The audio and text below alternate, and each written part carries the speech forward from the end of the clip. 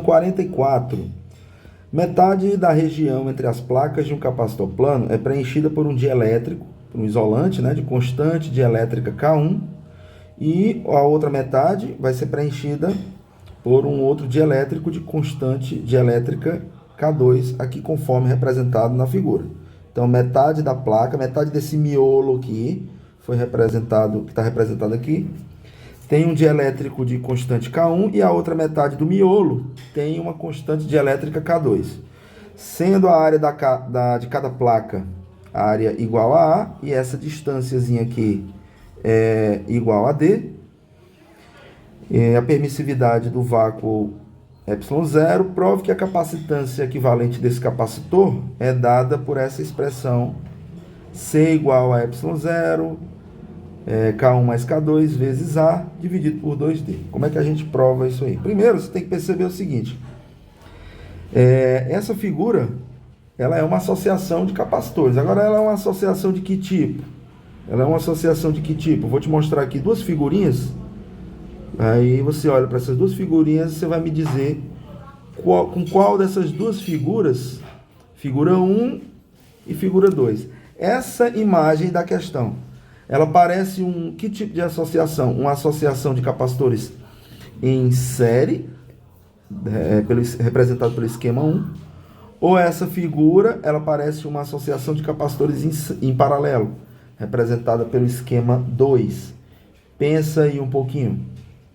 Se você fosse chutar, você diria que essa figura da questão está mais parecida com a 1 ou está mais parecida com a 2? Pense aí. Bom, realmente, quem disse que a questão da figura está mais parecida com o esquema 2, está mais parecida com uma associação de capacitores em paralelo, aí realmente você acertou, beleza?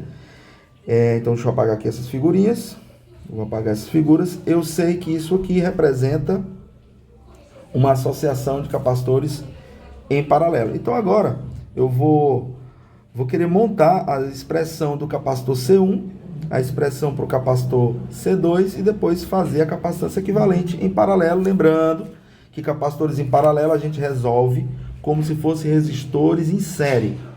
Ou seja, capacitor em paralelo a gente soma os valores das capacitâncias. Vamos montar aqui a expressão para o capacitor C1. Vamos lá. Então, o capacitor C1 ele é a constante K1 vezes ε0 vezes a área da placa sobre 2. Por que sobre 2? Porque essa parte do miolo aqui só pegou metade da placa, consequentemente metade da área. Tudo isso dividido por essa distância D, visto que essa distância aqui permanece igual a D para os dois capacitores. E o capacitor C2 vai ser constante K2 vezes ε0 vezes a área da placa sobre 2 dividido pela distância D. Montamos então a expressão de cada capacitor C1 e C2. E aí, como a gente comentou, eles estão em paralelo. Você percebe pela figurinha que eles estão em paralelo. E para achar essa capacitância equivalente, agora ficou fácil, porque é só somar as duas capacitâncias dos capacitores. Capacitância equivalente, então, vai ficar a capacitância do capacitor C1, que está aqui na expressão, mais a capacitância do capacitor C2, belezinha?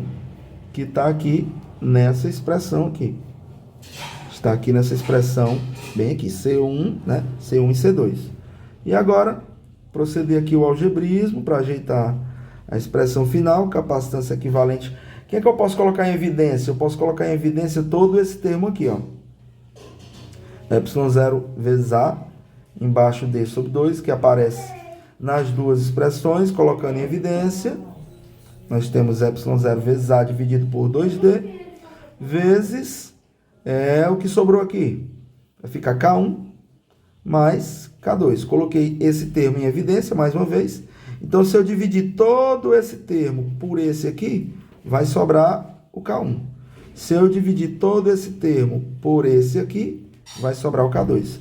Aí a nossa resposta final para a nossa expressão é essa aqui, que confere justamente com o valor que nós queríamos demonstrar, que nós queríamos encontrar. A resposta da questão foi demonstrada aí, ok.